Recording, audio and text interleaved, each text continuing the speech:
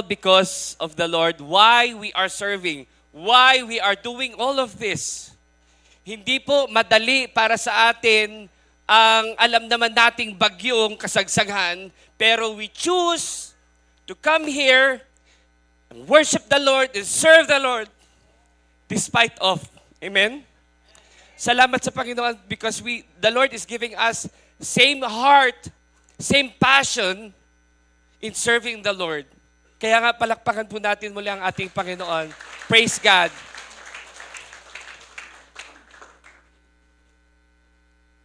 Purihin po ang Panginoon dahil ngayong umaga, tunay nga yung pagpapala ng Panginoon. Sabi ko nga nung nag-ahanda po kami, talaga Lord, sumakto pa talaga ng November 9 yung bagyo. Pero wala pong imposible sa Panginoon. At I believe, mga kapatid, at hindi,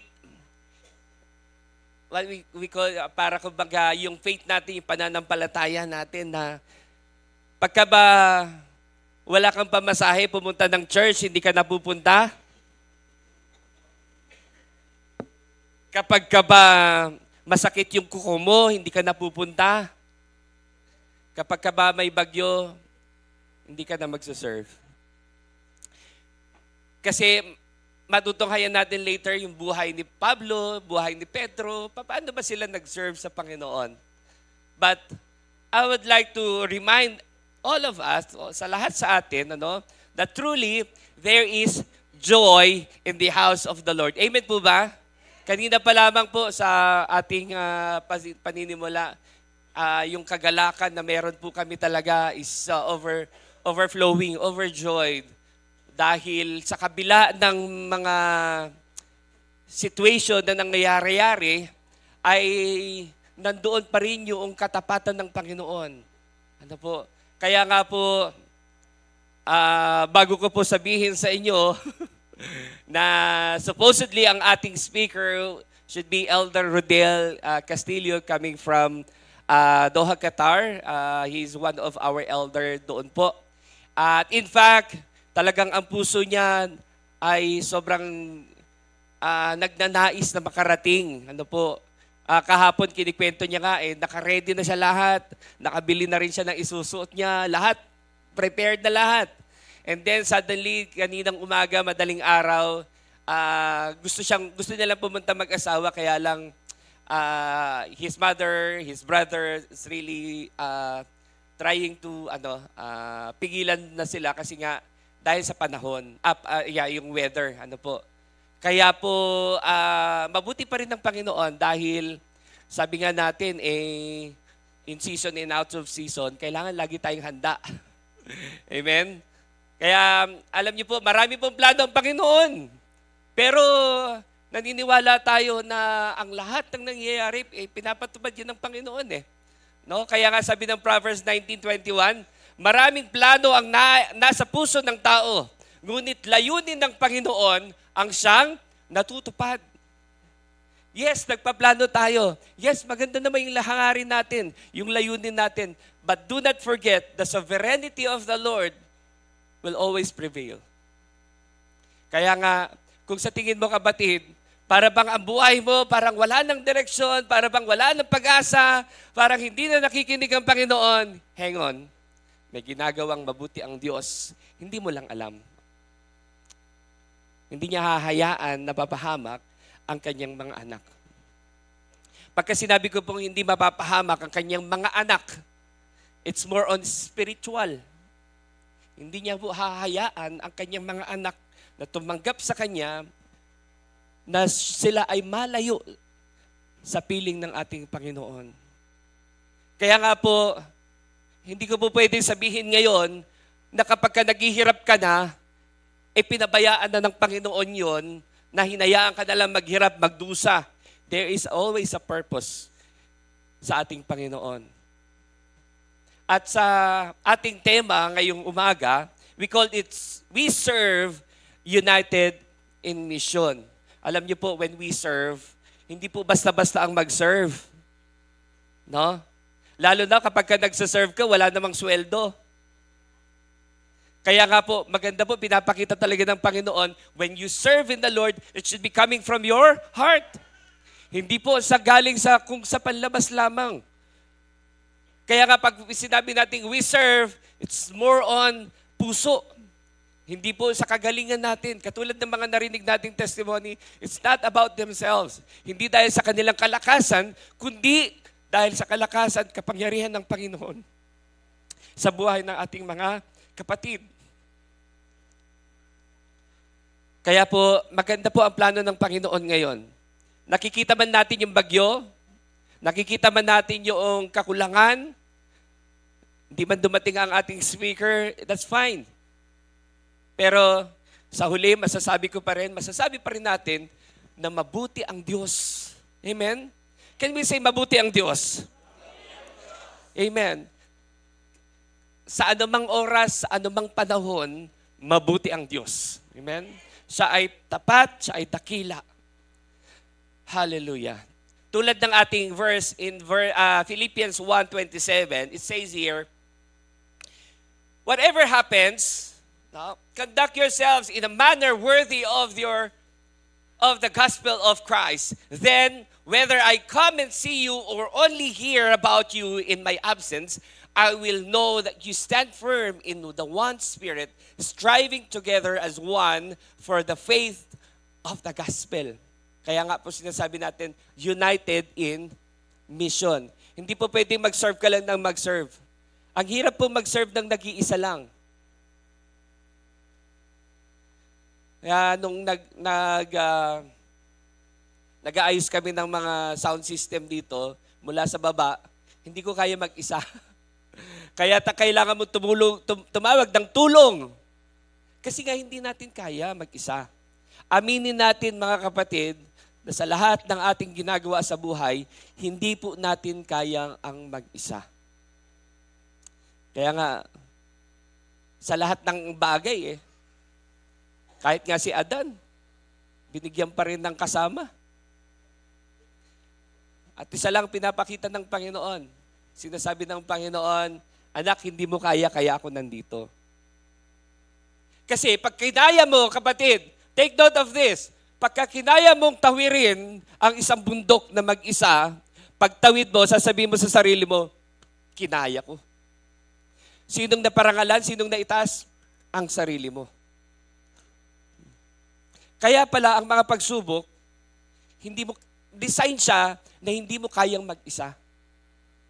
Para ipinapakita ng Panginoon, kailangan kasama mo ako. So that there be a victory doon sa iyong pagsubok na yon.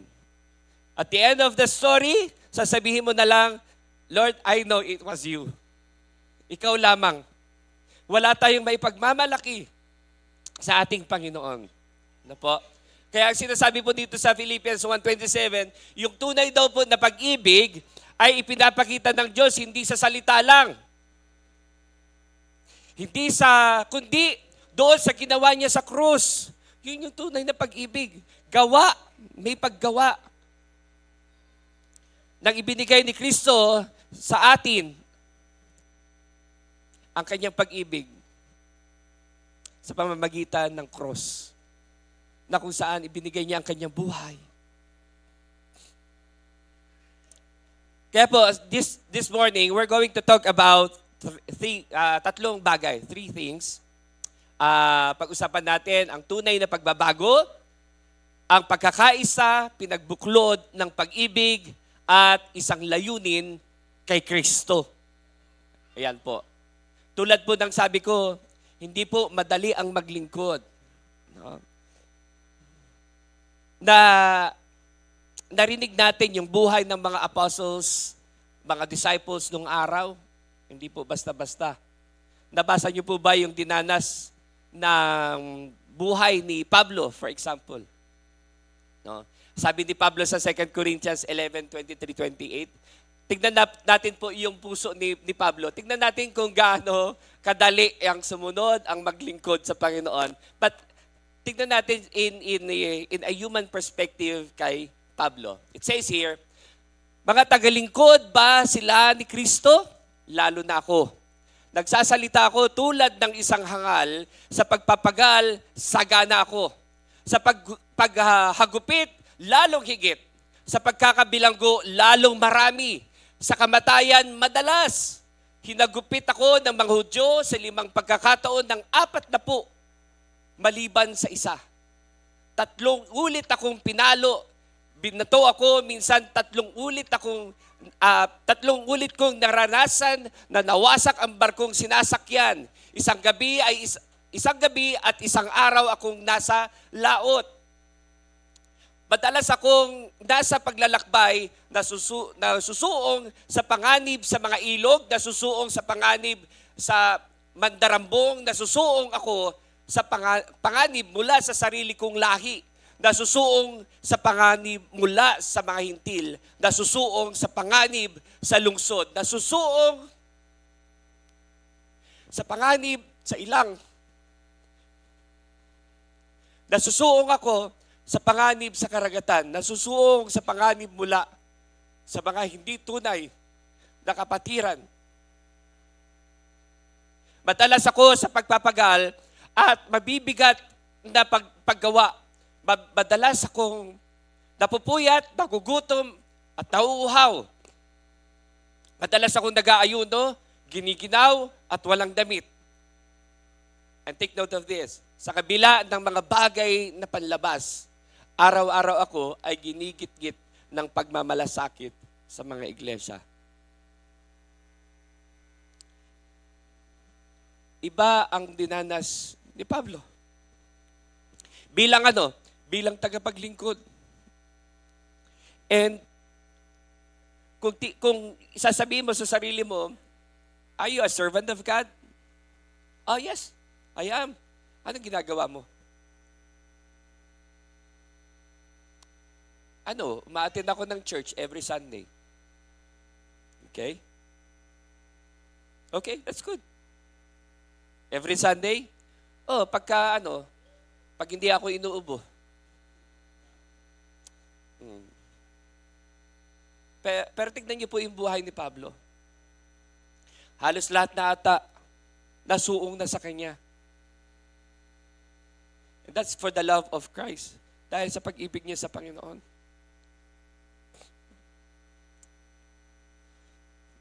Pwede ba tayong maging kagaya ni Pablo?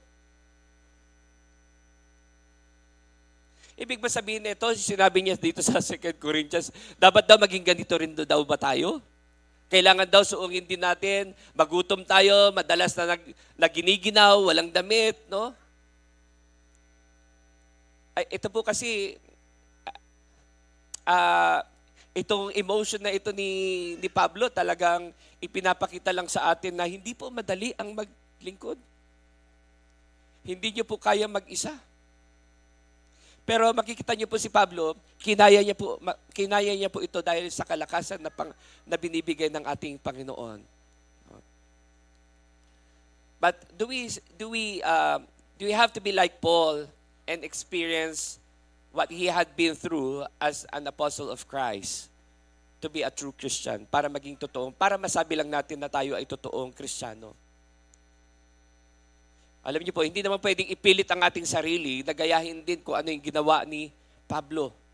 Pero dapat tayo po ay nakatuon at nakabase lamang sa pagkilos ng ating banal na espiritu, sa atin ng banal na espiritu. Gusto mo manggayahin ang buhay niya pero hindi yun ang kalooban ng banal na espiritu, hindi po mangyayari. Tignan naman natin yung buhay ni Pedro. No? Si Pedro naman. Si Pedro po, maalala ninyo, ay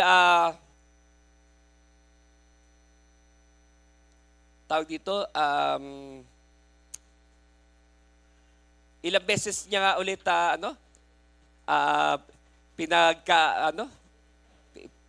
i-deny si Jesus. Ilang beses? 3 ba? Hindi ba 4 yun? Ha? Bigla silang nag-isip, nga, 4 ba yun? Parang hindi kayo sigurado. Okay. So 3 beses. No? Bago hulihin si Jesus, ang sabi ni Jesus sa kanya, nako Pedro, darating yung panahon, yung oras, itatatwa mo ako. Sabi ni Pedro, hindi mo mangyayari yan. Sa katunayan, Pedro, 3 beses pa nga eh. Madalas natin sinasabi, Lord, sa'yo ako. Lord, I'm going to share your gospel. Sabi ni Lord, sige, sharean mo yung kapitbahay mo. Bakit ako? Ang dami nating rason. Pero sa salita, lagi natin sinasabi, Lord, I'm here. No? Andito ako, Lord. Tapos pag inutusan ka na ni Lord, gagawa ka na, ahakbang ka na sa iyong pananampalataya, I think you went to more than 3 denials you've made already. Hindi natin napapansin, hindi natin nakikita ang ating buhay na nagiging parang Pedro na tayo na nagde-deny sa ating Panginoong Jesus. Hirap.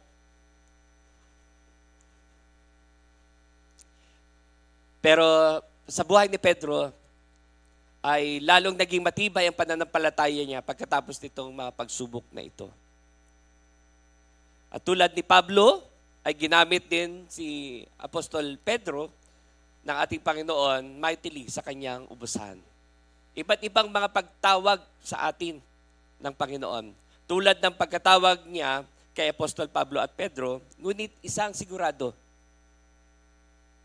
At yun ay pag tinawag tayo, ay hindi tayo makakatanggi. Sorry parang ang sounds like you don't have any choice. But let me tell you this. In the name of the sovereignty of the Lord, wala ka choice. Yan ang kapangyarihan ng Panginoon eh. You see, remember Jonah? Ayaw ni Jonah pumunta ng Nineveh, right? Pero sinong nasunod? Ang kalooban ng Panginoon. Ang problema lang kay Nineveh, kinailangan niya pang matuto sa isang bagay na mahirap pa sa buhay. Kaya nga po mga kapatid, lagi kong sinasabi, kapag ka may inutos ang Panginoon, sundin mo na lang. Or else, baka makaranas ka pa ng shipwreck, makaranas ka pang lunukin ng malaking isda para matuto ka sa buhay. Napaka-importante po ang totoong pagsunod. Pagka sinabi natin paglilingkod, kasunod po yun yung pagsunod eh. Kaya when we serve, nandun lagi yung katapatan natin sa pagsunod. At hindi mo kayang sumunod kung wala kang malalim na pananampalataya sa ating Panginoon. Sabi po ng Philippians 1:27, balikan po natin yon. Sabi niya, whatever happens, conduct yourselves in a manner worthy of the gospel of Christ. Sabi niya dito, whatever happens, ano man daw po ang mangyari, bumagyo man, magpapatuloy ako sa Panginoon. Hindi man dumating yung kasama ko, hindi man dumating yung kadate ko ngayon, magpapatuloy ako sa Panginoon. Amen. Ano man ang mangyari. Ibig sabihin, alam niyo po ito sinasabi niya dito, it's a matter of life and death. Life and death situation. Tulad ng dinanas nila Pedro, dinanas nila Pablo. Life and death yun. Inuhuli na nga si Pedro eh. Di ba kasama ka ni Jesus? Ay, hindi po. Kasi pag nagsabi siya ng oo, ikukulong siya, baka isunod siya. It's a matter of life and death. Whatever happens. Baka nga po yung definition natin ng whatever happens, kapag sige pastor, pupunta po kahit kulang ng piso yung pamasahe ko eh. Ang tinutukoy po natin, mas malalim, mas matured. Kaya nga,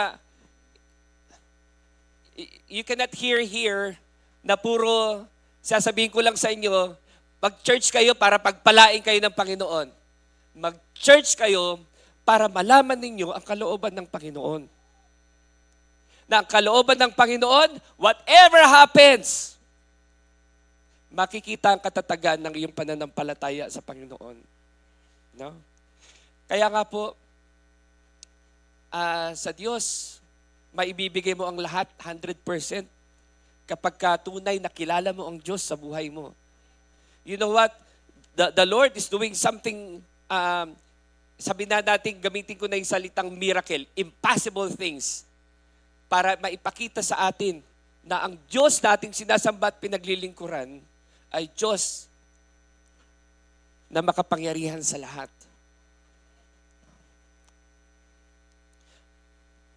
And here's the problem, mga kapatid. Sino sa atin ang makakasunod dito sa sinasabi ni Pablo na whatever happens, conduct yourselves in a manner worthy of the gospel of Christ. And I pray that every one of us ay makasunod dito, no? Kahit minsan, kahit na maliit na bagay, ay di pa tayo magkasundo-sundo. Actually, nagtatalo-talo pa nga tayo. Nag-aaway-away pa nga tayo sa iglesia. Konting hindi pagkakaunawaan, ang dami na nating nasasabi. Minsan, try nyo po i-exercise yung two kinds of coin. Kasi madalas tayo, tumitingin lang tayo sa isang side ng coin. And then we conclude and we judge. Na hindi man lang natin tinignan, bakit kaya niya nagawa? Ano kayo nang meron doon sa kabila? Para mas maunawaan natin. And then we go back to the scripture, Lord, anong bang gagawin dito? Ang sabi ng Panginoon, love, mahalin mo ang mga hindi kaibig-ibig. Lord, ang hirap naman. Whatever happens, eh. Di ba?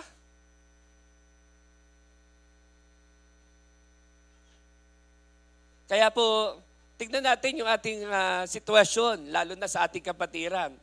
Lalo na kung yung mga alanganing sitwasyon, no? Siguro, pagka mga alanganing sitwasyon na, hindi mo na kaya, yung whatever happens, bye-bye, iwanan na tayo. Nang iwan na yung iba. Nagutom lang, bahala kayo, gutom na ako eh.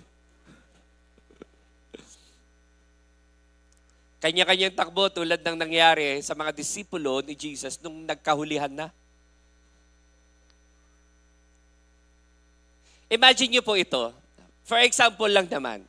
For example. Pagka nakita, lahat naman siguro, lahat ba tayo pupunta ng langit? Halimbawa, nagkita-kita tayo lahat sa langit. Wow! Praise God! Woo! Ano kaya, ito po tanong ko, ano kaya ang mababasa doon sa buhay mo? Kasi kay Pablo, mababasa natin yung buhay ni Pablo. Wow, grabe. Dati si Pablo, taga-usig ng Kristiyano. Nakakainis to si Pablo. Pero in the road of Damascus, binago ng Diyos ang buhay ni Pablo. At nakita doon yung kasikasigan, yung katapatan ni Pablo sa kanyang paglilingkod. Ang ganda ng buhay ni Pablo. Pagdating sa langit, Brad, anong ginawa mo sa lupa noon? Pumalakpak ako nung sinabi ni Pastor, pumalakpak daw ako. Ano kaya yung pwedeng mangyari doon? Ano kaya ang mababasa natin sa mga ginawa natin bilang mga Kristiyano habang tayo ay nabubuhay pa dito sa mundo? Nakita natin at nabasa ang mga ginawa ni Pablo, di ba? Yung mga ginawa ni Pedro, na ginawa nila Moises, yung mga ginawa ni Joseph, maraming mga iba pang mga heroes natin sa Bible, ano? Tayo kaya, ano kaya ang maisusulat sa mga pahina ng kasaysayan na nagawa natin para sa Panginoon at sa mga pagbabahagi ng mabuting balita habang tayo'y nabubuhay? Kapatid, ilan na ba ang nasharean mo? Maybe that's a good question for us to reminisce or maalala natin, kumusta ba ang buhay natin spiritually? Kumusta ba ang pagsunod natin? Yung simpleng tanong lang, ilan na ba ang nabahaginan mo? Are you really a true Christian? Are you really a true servant of the Lord? Are you really serving the Lord? Bakit naman nakasulat sa libro ng buhay natin, ano yun? Tulog. Tulog lagi. No, kahit nagsiserma si pastor. Hayaan niyo lang. Ano kayong mga mababasa natin? Lagi absent sa Bible study. Yung mga pag nabasa mo, ay si brother, ano pala, ano siya, nakilala siyang batako. Kasi tuwing sasabihin, mag-pray ka na, Brad, batako. Brad, ikaw na mag-pray, batako. Kaya sabi nila, nagiging paniki na daw sila. Alam niyo po, masasabi ko lang, nakakahiya sa Panginoon. Sige nga, isip-isip. Ilang taon pa ba? May naiumbag na ba tayo sa kaharian ng Panginoon? Kung meron na, praise God. Kung wala pa, I think this is the right time para sabihin sa iyo ng Panginoon, sabi po, we serve. At sa iyong paglilingkod, kapatid, kasama mo kami. Kasama mo kami. Sama-sama tayo, united in mission. And that's the heart of the Lord para sa ating mga mananampalataya, para sa atin kay KCF. Ano po? Kaya po, yung question na, have we done something for the kingdom of God that is worth telling? Yung kaya mong ipagmalaki. No? And be in the books of Christian history. Ang sarap siguro, no? Pagdating mo sa langit, merong Christian book history. Hanapin mo yung pangalan mo. Wow, ang haba! Si brother, nag-sponsor ng, wow! Ay, si brother nagbigay ng... Praise God! Alam niyo po, nakakatuwa. Kasi sa simpleng mga bagay, kahit hindi po pinansyal, yung pong yung gift, yung skill ninyo, yung kung anong meron kayo sa bahay. Pastor, kumain ka na ba? Hindi pa ka. Pastor, sandali, meron ako dito sa rep. Wow, adobo! Adobong sardinas! Ang sarap nun. No? Lagyan mo lang ng sili yun. Makakailang extra rice siguro ako.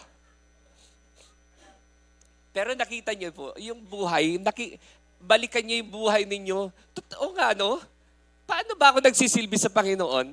Ano kaya ang mababasa doon sa Book of Life ko, Christian History Book, na pagka tinignan yung pangalan mo doon, nakakahiya naman kung wala man lang nakalagay doon, isa lang. Pag tinignan yung pangalan mo, tumanggap siya sa Panginoon noong, tapos wala na. Kaya ka na lang talaga pala nasa langit dahil sa biyaya talaga ng Panginoon.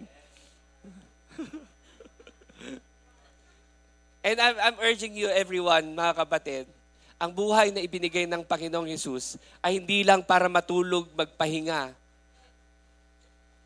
kundi sinasabi, tayo ay maglingkod sa pamamagitan in sharing the good news of the Lord. Hindi naman niya sinabing, ang paglilingkod mo, maglinis ka ng paa ng bawat miyembro mo. Hindi naman po eh. Ang sinasabi niya po, just share. Pag nag-share po kayo, hindi mo na kailangan, kapatid, naintindihan mo ba? Oo po. Sigurado ka? Opo. Sige, tanggapin mo ang Panginoon. Sige po. Sigurado ka? Pipilit na natin. Hindi po. Ang banal na espiritu po, ang siyang magbubukas sa puso ng tao para pumasok ang ating Panginoong Hesus sa buhay nila. Ang kailangan lang natin gawin, remember, you just have to share the good news. You just have to share your testimony kung gaano kadakila ang ating Panginoon sa buhay natin. Amen? Praise God. Kaya nga po sabi ng Ephesians 4:11, Ephesians 4:11 says, I urge you to live a life worthy of the calling you have received. Do we have? Ephesians 4:1.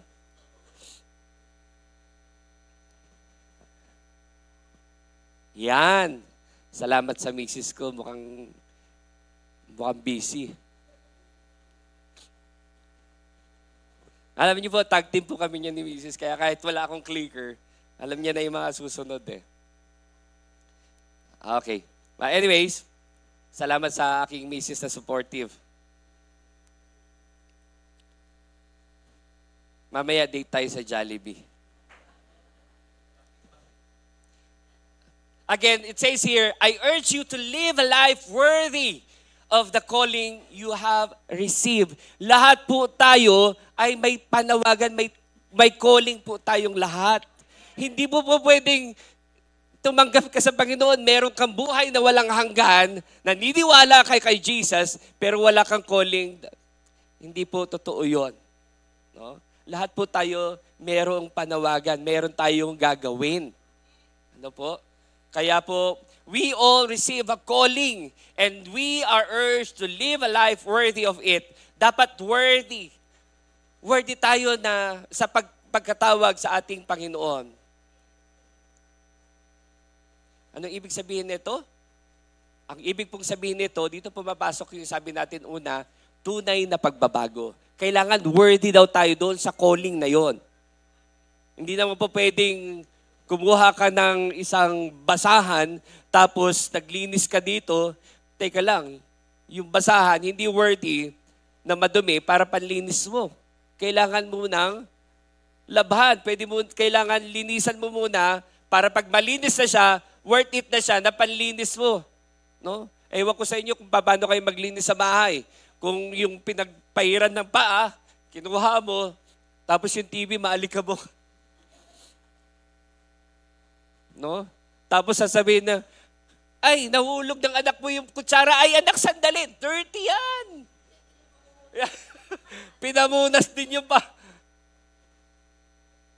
You think it's worthy to gamitin yung pamunas na madumi para ipunas doon? Hindi po. Kaya nga po, sabi natin, kailangan worth it tayo na gamitin ng ating Panginoon. No? Now, una, kailangan po, number one, yung may tunay tayong pagbabago. No? May pagbabago, may change. Dahil ang tunay na tumanggap sa Panginoon, merong renewed, merong pagbabago, may transformation, may change life. Hindi po pwedeng, are you a Christian? Oh, Christian po ako. Pero makita mo yung buhay niya, ganun pa rin. Walang pinagbago. No? Now, let's just forget about Peter and Paul at yung mga suffering nila for the kingdom of God. But first, let us concentrate on our own day-to-day life as a Christian. Okay? Balikan natin ulit yung first Philippians 1:27. Whatever happens, sabi niya po dito, conduct yourselves in a manner worthy of the gospel. Kaya po ang una, sabi natin, kailangan may pagbabago. Kasi kailangan worthy tayo. Worthy. Ulit, sabi, conduct yourself worthy of the gospel of Christ. Ibig sabihin, una, pinamumuhay ba natin ang salita ng Diyos, ang mga turo ni Kristo? Kasi kung dito pa lang ay di na tayo nakakasunod, paano tayo magtitiwala sa Diyos? To do at maniniwala na the Lord will do greater things for His glory. Kung gusto mo maging katulad ni Pablo, yung kanyang pananampalataya, yung mga achievements niya, mga accomplished niya, the kingdom of God, kailangan maging worthy tayo. Dapat yung pananampalataya natin ganun katibay. Yung paniniwala natin sa kapangyarihan ng Panginoon, dapat ganun katatag, ganun kalalim ang ating pagkilala sa ating Panginoon. Kasi kung hindi natin ipapamuhay yung mga turo ng ating Panginoong Jesucristo, walang pagbabago na mangyayari sa buhay natin. Kung walang pagbabago sa atin, our growth as Christians will be magiging hindi stagnant no? Stunted. Hindi tayo lalago. Usually, ito yung mga Kristiyano na nakaupo lang yan. Yung mga, yung mga Kristiyano na nakatingin sa akin, pero lutang ang kanilang isipan. Hindi isip, naku, yung mga nilabang ko, hindi ko na ipasok. Lumuulan nga pala. Alam niyo po, sapat na siguro alam na siguro natin na yung goal natin, kaya tayo pumunta, no? Papurihan ng ating Panginoon. At tunay naman talaga, kaaway nandyan lagi to destroy and crush us. Kaya nga hanggang sa loob ng church, merong paglalaban na tinatawag.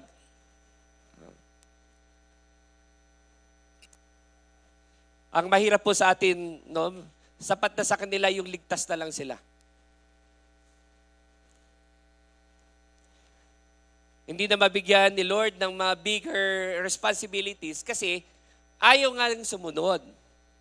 Ayaw nga kasi magpagamit.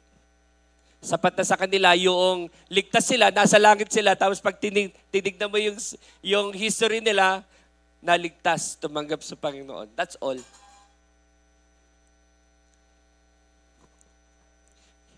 Kaya nga, kung gusto mo maging adventurous, sumunod ka sa Panginoon.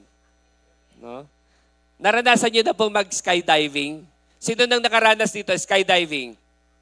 Wala pa? Naku, itry niyo po. Hindi pa ba? I-try niyo po. Wala ba ang picture ng naka-skydive? Wala. Sayang. Papakita ko sana. Nag-skydive po ako doon sa Dubai. Sa Dubai. Nag-try po ako mag-skydive. Nakakakaba, nakakatakot. Pero yung skydive ko po na yon sa training lang. Hindi pa talaga sa totoo. Sa training pa lang, pero parang totoo Yeah, ibig sabihin, pag sa pananampalataya mo, pag sinabing talon, tumalon ka na lang. Yun yung pagtitiwala sa Panginoon. Lord, wala na kaming bigas. Magpatuloy ka, kapatid. Kinabukasan, may nagdala sa'yo, 5 kilong bigas. Praise God. Hindi mo alam ang pagkilos ng Panginoon, kapatid. Kailangan mo lang maniwala. Maraming mga Kristiyano yung mga nagbabait-baitan. Ang bait-bait mong kung titignan mo sa loob ng church, ang bait, grabe. Ang amo-amo, parang hindi kumakagat. Paglabas ng church,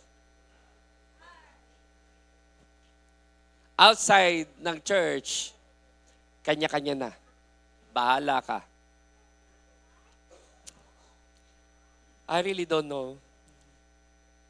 Alam niyo po, ang tunay na Kristiyano, again, may tunay na pagbabago. Hindi lang po sa harap ng ating kapatid, mga kapatid, sa harap mismo ng Diyos. Kasi wala naman po tayong maitatago sa Diyos Minsan niloloko mo na lang yung sarili mo, hindi ka nakikita ng Diyos. Kaya ginagawa mo yung mga mali, mga kasalanan na yan, na akala mo paniwalang-paniwala ka sa sarili mo na ikaw lang nakakaalam. Sorry, kitang-kita ng Diyos. Okay nga lang kung ako na lang nakakaalam Pero sorry, alam ng Diyos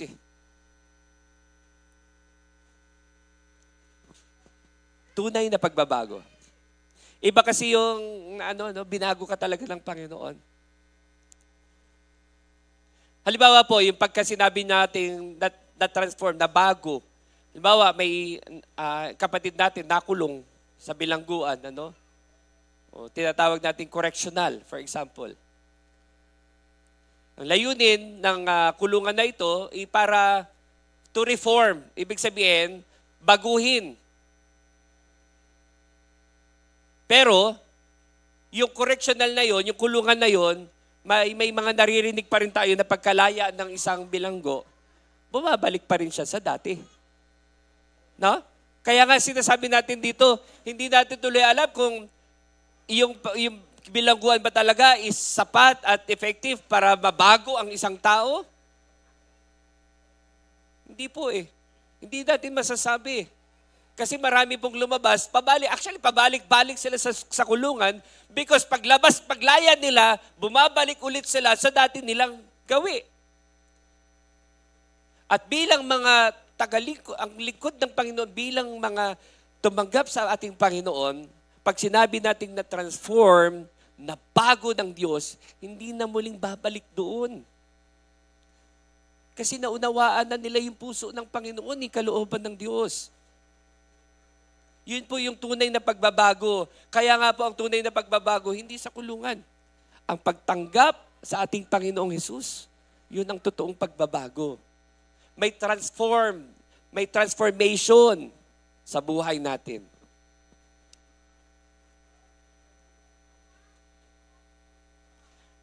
We need an inner transformation para sa pagbabago. Hindi lamang po ito sa mga nakikitang ginagawa, kundi dapat nagmumula sa pagbabago una sa kalooban at sa isipan. And the rest will follow.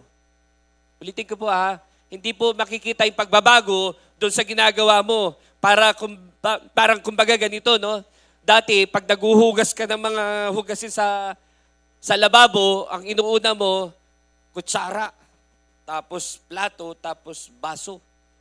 Tapos, nung naghugas ka na ng mga hugasin, ginawa mo na, baso muna, tapos plato, tapos kutsara. Tapos masasabi mo na, wow, nagbago na.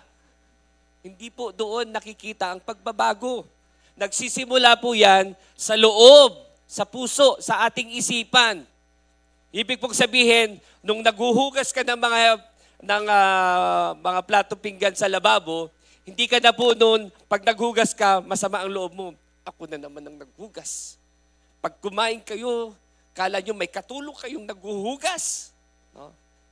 Talagang gumagawa siya sama ng loob. Pero dahil binago ka ng Panginoon, sasabihin mo, sige kapatid, ako na maghuhugas dyan. I love to do this. I want to serve you. Tignan nyo po, yung mga kasama nyo, mahihiya sa iyo. Ay naku, ako na po. Mag-uunahan na kayo maghugas ng pinagkainan. May pagbabago kasi nga, ang ibig ko po sabihin, pagbabago po doon, yung motive mo, yung intention mo, ay iba na. Iba na.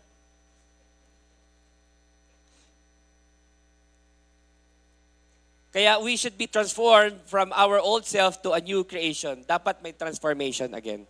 Kaya nga sabi po ng Romans 12:2, do not conform to the pattern of this world, but be transformed by the renewing of mind. Kaya pagka sinabing renewing of your mind, napag-aralan natin to mga youth, renewing of your mind, ibig sabihin po, bago na yung perspective mo, bago na yung pananaw mo. Iba ka na mag-isip ngayon. Kapag ka sa bahay, ikaw na lang lagi ang inuutusan, kabataan, ikaw yung paborito ni nanay, utusan, dati nagdadabog ka, ako na naman. Pero bago na, renewed mind, sasabihin mo na pag ikaw ang inutusan, yes. Yes. Why? Kasi ang iniisip mo, at least nakakabawi ako sa pag-ibig ng nanay ko. Kahit sa simpleng inutos niya lang, magwalis. Ano ba naman yung magwalis?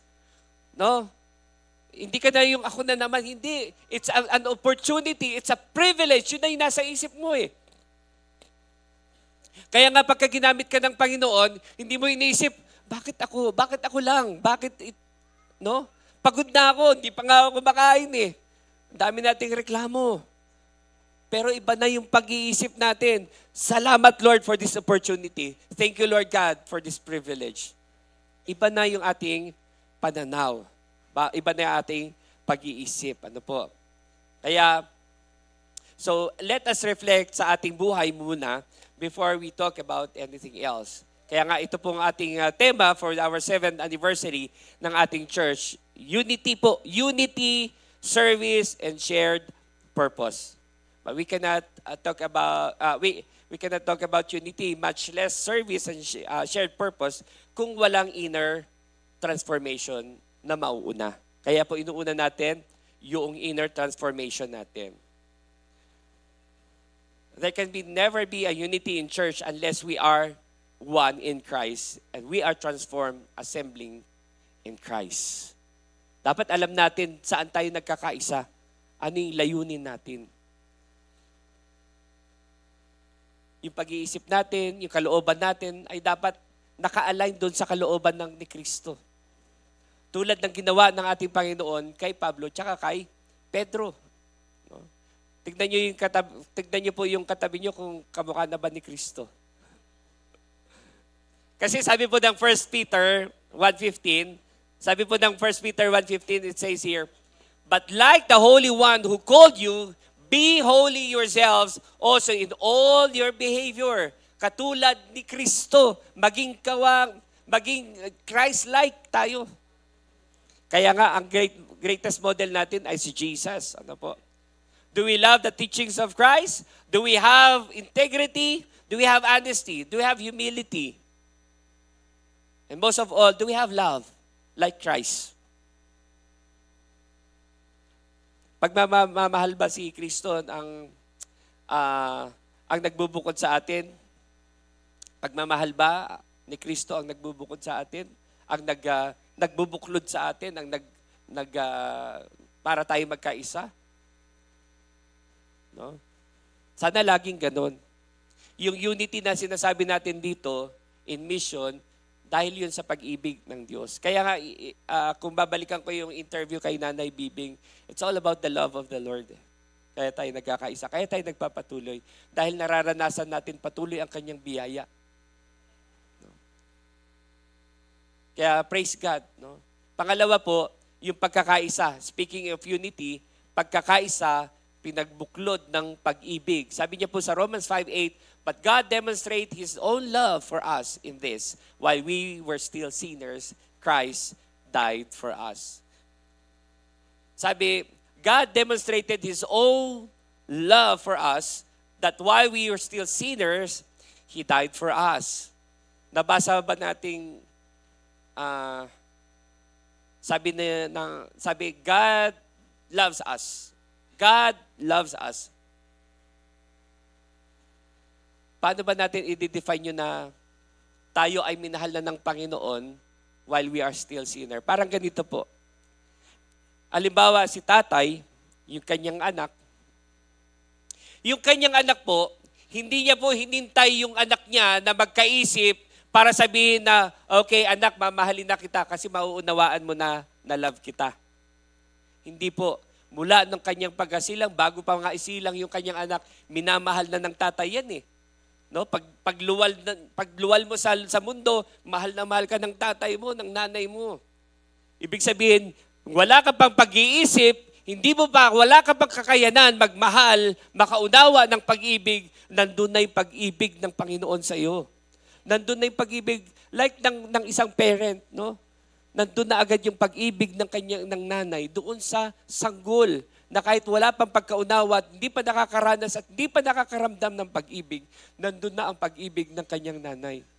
Na kahit na anong gawin ng sanggol na yan, nandun lagi ang pag-ibig, pagsasakripisyo ng kanyang nanay para sa kanya.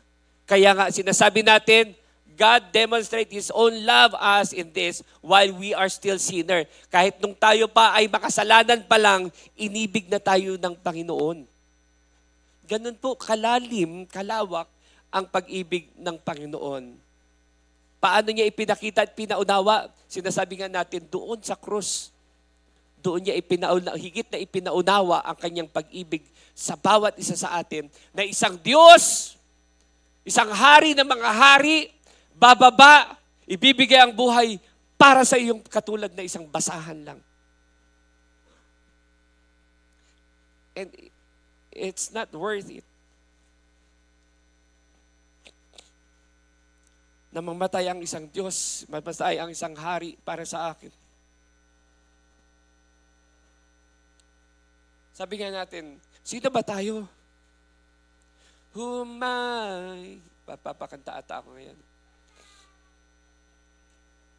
Pero ganda na lamang ang pag-ibig ng Panginoon sa atin. pareho tayo makasalanan. Yes. Hinatulan tayo ng kamatayan. Yes, because of sin. Pero si Kristo, dahil sa pag-ibig niya, ay niligtas niya tayo. Siya ang namatay para sa atin dahil sa kanyang pag-ibig sa atin. Palakpakan niya po natin ang ating.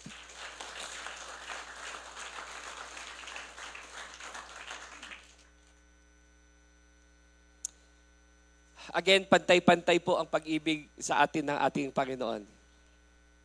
And again, hindi kanya minamahal o hindi kanya mahal dahil magaling ka. Hindi kanya mahal dahil ikaw ay worker, ikaw ay nag-church, hindi ka lang niya mahal because of all of this. Pero mahal ka niya because mahal ka niya. Sorry, pero I cannot explain anymore yung love na yun ng Panginoon. Dahil we are not all perfect to understand that love enough. Pero alam ko lang, iniibig ako ng Panginoon na kahit anong mangyari, kahit pa anong mangyari, mahal ako ng Panginoon at hindi niya ako iiwan, hindi niya ako pababayaan. Ganun po ang pag-ibig ng ating Panginoon. The Lord has loved us and has commanded us to love one another din, mga kapatid. We are also commanded not to conform to the pattern of this world and have transformed and renewed mind. So with all these things in us, being like Christ in love, surely there will be no divisions in the church or at home, because we have a perfectly united mind and thought because of the love of Christ. Because of love of Christ. Kaya nga, sa ikatlo, dito po tayo magtatapos. Pangatlo, isang layunin kay Kristo.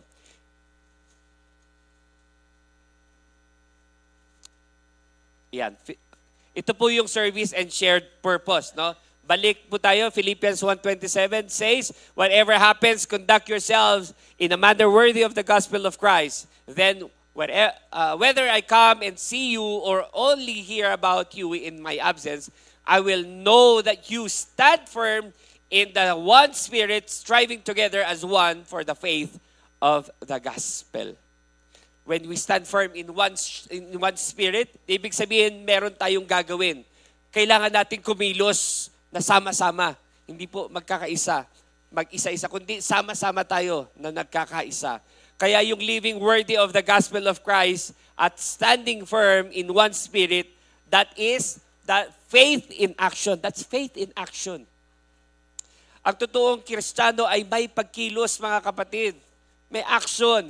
Hindi lamang pananampalataya, sapagkat ang pananampalataya kung tunay ay may bunga yan. Kailangan nagbubunga. No? Sabi nga, faith without work is dead. At ang bunga ng pananampalataya ay ipapamuhay ang mga turo ni Kristo at sundin ang kanyang mga tagubilin. Si Kristo ang head of the church. And we are declaring that Jesus is the center of this church. He is the head of this church. Amen? Tulad ng isang katawan, may iba't ibang bahagi ito. At may mga iba't ibang function. Bawat bahagi nito. Ang head, ang nagkakommand, si Kristo. At tayo ang body, tayo yung katawan, na dapat sumunod. Kaya nga, itong mga yung kamay natin, yung paa natin, alam niyo po, napapagalaw yan dahil sa brain. Kaya sumusunod po itong mga, kaya nga di ba may mga, I don't know, yung mga nakaranas ng stroke, may problema doon sa mind, kaya hindi nila magalaw yung kanilang kamay. It's all in the head. Kaya nga, kapag tayo ang katawan, si Kristo ang head, dapat matuto tayong sumunod sa heads kay Kristo.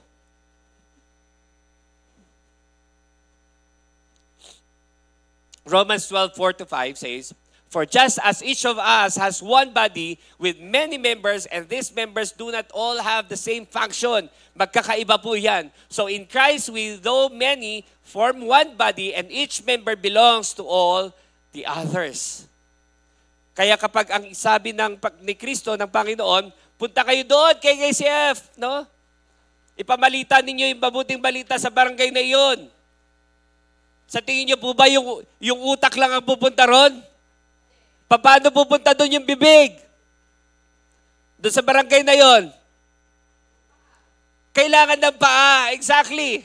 So, kailangan ng paa, kailangan ng i-transport. No? Kaya, magkakaiba po yung ating function eh. Lahat tayo mahalaga. Mahalaga po tayong lahat.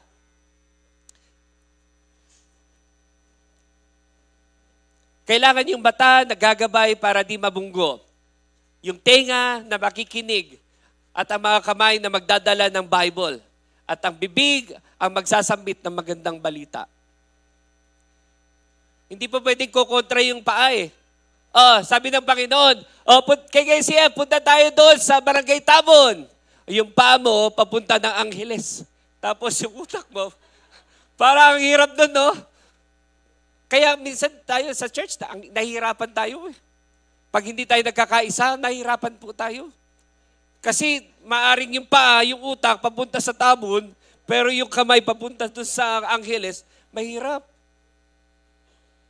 Sasabihin na naman, makinig kasi kayo. Sige na nga, KCF, punta kayo sa Malabanyas. Pumunta naman yung paa. Pero yung isip, yung bibig niya, nandoon sa Sibera. No? Kailangan nagkakaisa po tayo sa paglilingkod. Amen?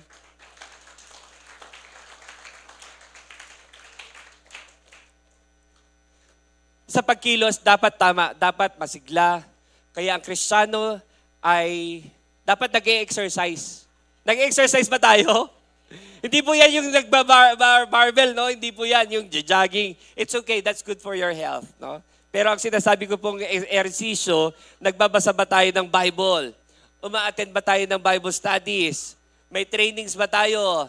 Uma-attend ba tayo ng KDM? Nasaan na yung mga estudyante ko ng KDM? Parang parang the weakest link, pababa ng pababa, yung matira matibay. Oh. Yun po, no? Umattend tayo ng mga fellowship, no? Katulad nito, every Sunday. No, para tayo laging lumakas.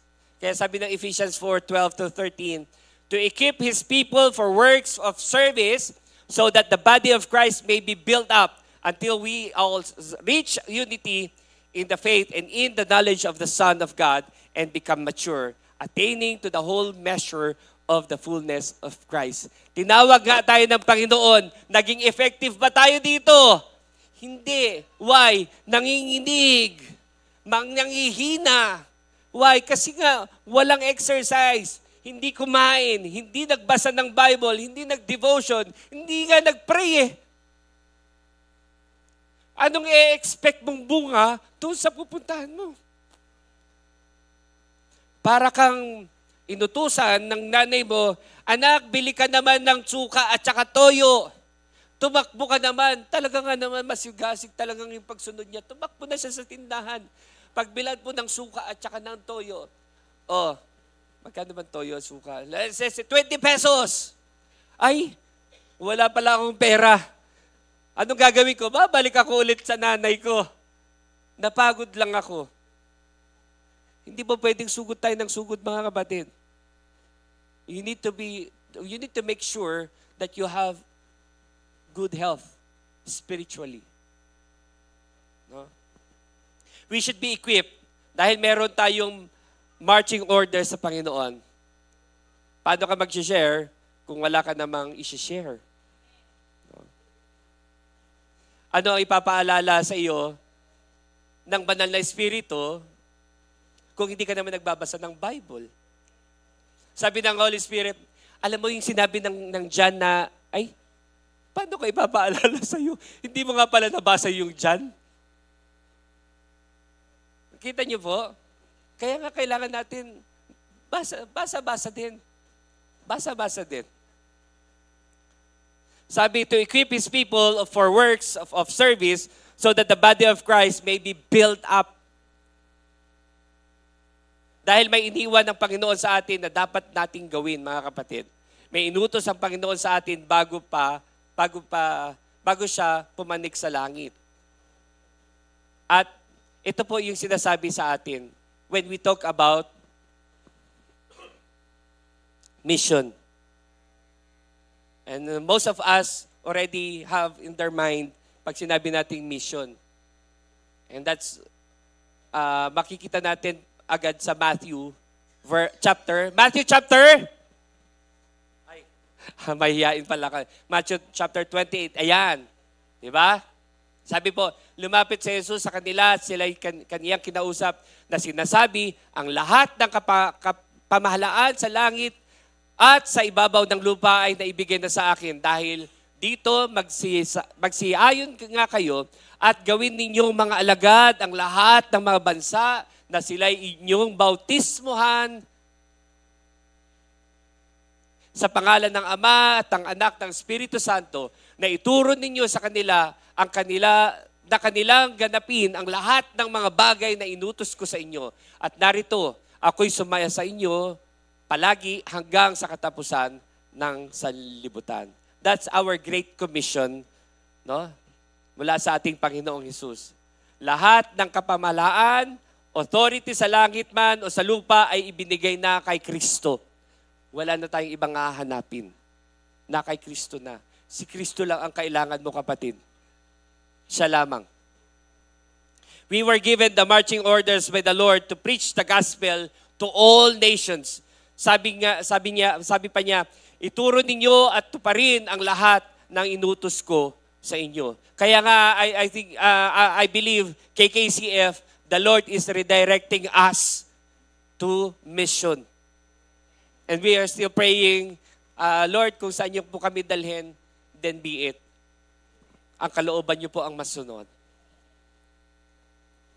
To build up the church by preaching the gospel. All power in heaven and on earth was given to Jesus. At siya ang nagsasabi na humayo tayo. Siya, sa kanya galing yung utos na yun. Huwag nang tatamad-tamad, kapatid. Huwag matatakot. Si Jesus ang kasama natin. Hanggang sa katapusan po ng sanlibutan. Amen? Sabi niya, and I will be with you until the end of the world. Kaya po sa ating pagtatapos, mga kapatid, sabi po ng Ephesians 4:1-6, pwede ba nating sabay-sabay basahin ito? Ephesians 4:1-6. Pwede ba tayong tumayo? Pwede ba nating bigkasin ito ng malakas? It's a declaration na tayo ay equip ng Panginoon doon sa calling na pagtawag sa atin. Every one of us ay tinawag ng Panginoon. Amen? May kailangan tayong gawin, mga kapatid. Hindi po para bukas na lang o saka na lang. Kailangan ngayon na. Look what happened sa ating surrounding. Tignan niyo po anong nangyayari sa mundo ngayon. Hindi po basta-basta po ang nangyayari. It's a sign. Sinasabi ng Panginoon, malapit na akong dumating. At kailangan na natin kumilos ngayon. Dapat nga kahapon pa itong ginawa. Kaya nga, let's read this, no, mga kapatid. Ephesians 4:1-6, sabay-sabay po tayo. Ready and go. Namamanhik nga sa inyo akong bilanggo sa Panginoon na kayo'y magsilakad ng nararapat sa pagkatawag sa inyo'y itinawag ng buong kumbabaan at kamaum na may pagpapahinagod at pangangabatahan kayo sa pag-ibig.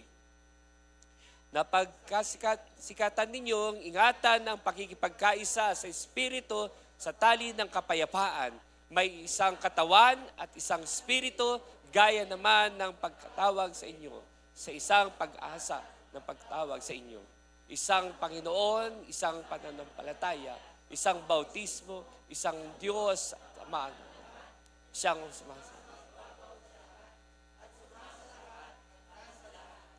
Amen. Amen.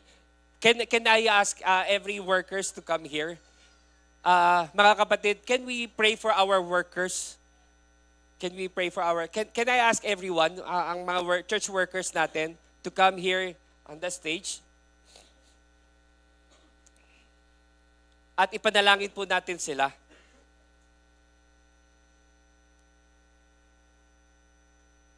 Sige, dito tayo. Lapit kayo, mga kapatid.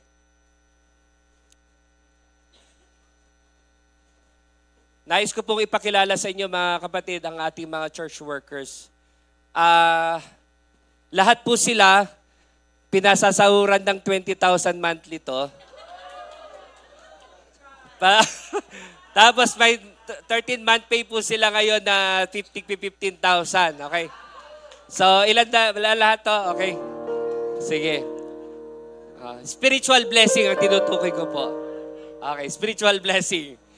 Sa totoo lang po, ang paglilingkod sa Panginoon, wala pong halaga na katapat.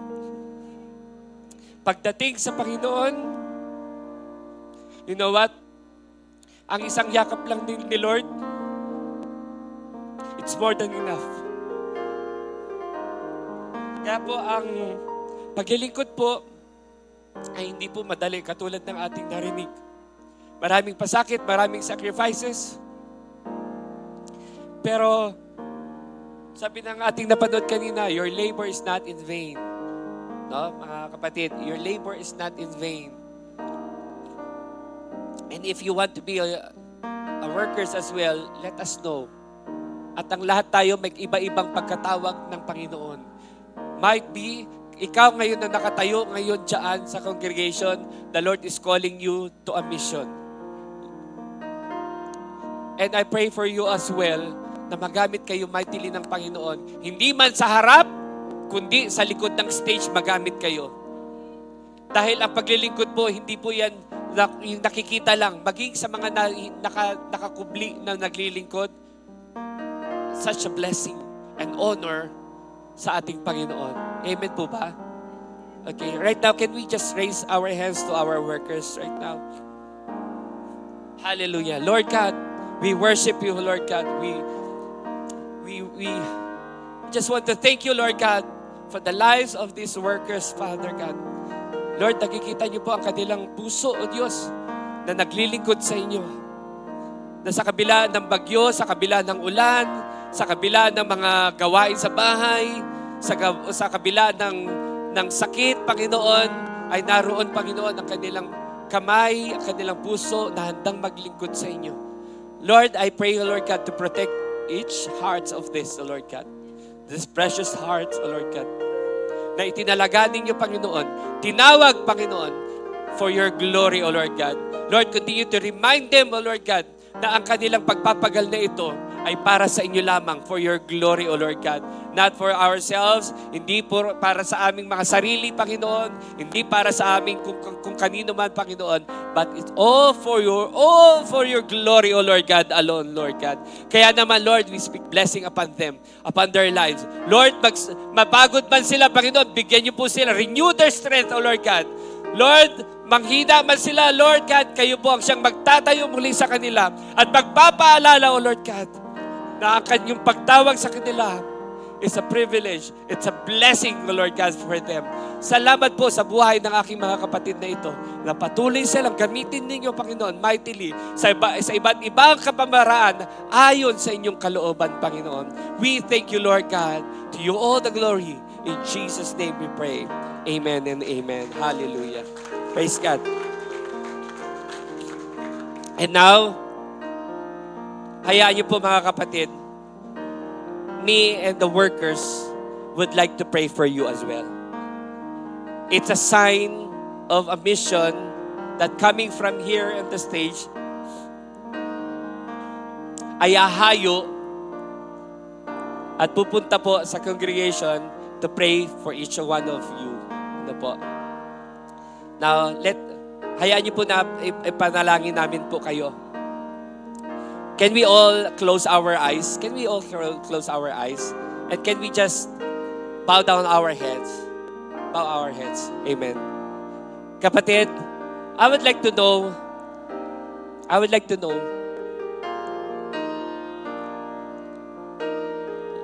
be honest to yourself. Be honest to yourself. Meron kang malaking problema ngayon sa buhay mo. Do you have? Meron ka bang naging kaaway? Meron ka bang naging kaalitan? Financially, may problema ka, kapatid. May problema ka sa work. Meron kang hindi pagkakaunawaan ng pamilya mo. Meron kang kasalanan na hindi mo mabitaw-bitawan. May mga pangamba ka, pag-aalala ka sa iyong pag-aaral. Hayaan mong ilapit mong lahat ng yan sa ating Panginoon. Church, let's pray for them. Hallelujah. We worship you, Father God. Lord, we pray, O Lord God, sa bawat at inyong idinako, Panginoon, dito, bawat kaluluwa na idinako niyo, Panginoon. Right now, Father God, they are just trying to be honest with you sa harap ninyo, Panginoon. Lord, ano man ang kanilang daladalahin, Panginoon. Mga problema man yan, Panginoon. Lord, kung meron man silang karamdaman, Panginoon. Lord God, sickness, Father God, let there be heal upon them, Lord God. Kung paano kayo nagpagaling, Lord God. Lord God, kung paano kayo nagpatayo ng pilay, kung paano kayo nagbigay ng patingin sa mga bulago, Diyos.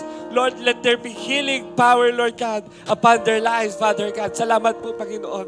Lord, we pray, Father God, sino man, Panginoon, dito, mayroon nagdaranas, Panginoon, ng anxiety, nagdumaranas ng depression, Lord God, may mga problemang bigatin, Lord God. Lord, tulungan niyo po sila na isuko po nila lahat ng ito sa inyong pangalan, O Diyos. Magtiwala sila, Panginoon, sa inyo lamang, Panginoon. Lord God, we thank you, Lord God, for touching their hearts, O Lord God. Lord, sa pagkakataon na ito, Lord, panalangin po namin, can we just hug you once more? Pwede ba naming mayakap ka muli, Panginoon?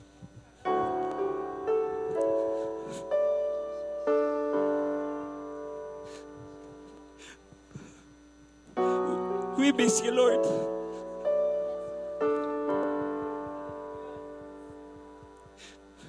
Namiss ko po yung presensya niyo, Lord. Thank you, Lord God, for touching our hearts. Salamat po sa pagtawag niyo sa amin. Salamat po for protecting us. Salamat po sa inyong plano sa buhay namin, Panginoon. Salamat po, Panginoon. Dahil may layunin ka sa bawat isa sa amin, Panginoon. Lord, mangyari po ang iyong kalooban. Mangyari po ang iyong plano sa buhay namin. Hindi man namin nauunawaan ang mga nangyayari sa aming harapan. Pero nalalaman po namin at nauunawaan, Panginoon, na sa likod ng mga trials, sa likod ng mga bagyo, sa likod ng mga bundok, sa likod ng mga giants and Goliath sa buhay namin, Panginoon, meron po kayong ginagawang mabuti sa bawat anak ninyo, Panginoon. Hallelujah. Lord, hayaan mong tanggapin namin ang iyong pagpapala ngayon, Panginoon. Pagpapala ng healing, pagpapala ng forgiveness, O Lord God, in their hearts. Pagpapala ng pag-ibig, Panginoon, sa kapwa. Pagpapala, Panginoon, ng pagmamalasakit sa bawat isa.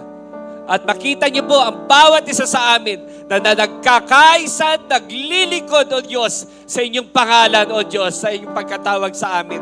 Salamat po, O Lord God. We thank you, Father God, for this moment, for this opportunity sa pagkakataon na ito, na maranasan namin kayo, Panginoon, ang inyong mga salita at ang inyong presensya. Salamat po, O Lord God, dahil alam namin, Panginoon, na ikaw ang tunay na Diyos na makapagbibigay lang sa amin ng tunay na kagalakan, tunay na kapahingahan, O Lord God. So, Lord God, we just give it to you all, Lord God, na sa aming paglilingkod, hayaan mo, Panginoon, na makita nyo kami, matagpuan nawa ninyo kami, Panginoon. Masumpungan nyo nga po kami, Panginoon, na sa inyong pagbabalik, ay makita nyo po kami, Panginoon, na naroon sa field, na naglilingkod sa inyo, Panginoon.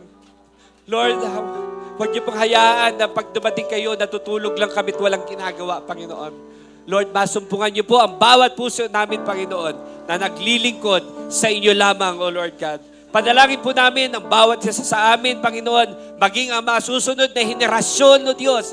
Lord, itanim niyo po sa kanilang mga puso ang paglilingkod ay tunay na pagpapala sa bawat isa sa amin, na ang iyong pagsunod sa inyong pagkatawag sa amin, Panginoon, ay naroon sa aming mga puso, O Lord God. We thank you, Lord God. To you all the glory. In Jesus' name we pray. Amen. We may all be seated.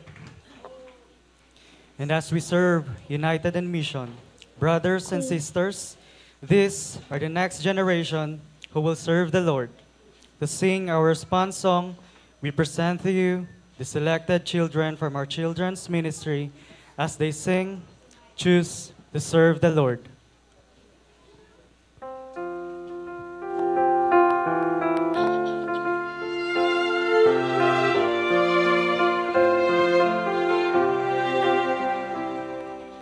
Next, the story shows me that I can stop the rain. Elisha thought that angels protect me by my side. Like David, I can slay Goliath in my way. Like Deborah, I can lead my friends to Christ. I will choose to serve the Lord. Like what Scripture tells us, as I learn and grow in faith, God will be my strength. Wherever step I take, I will choose to serve the Lord.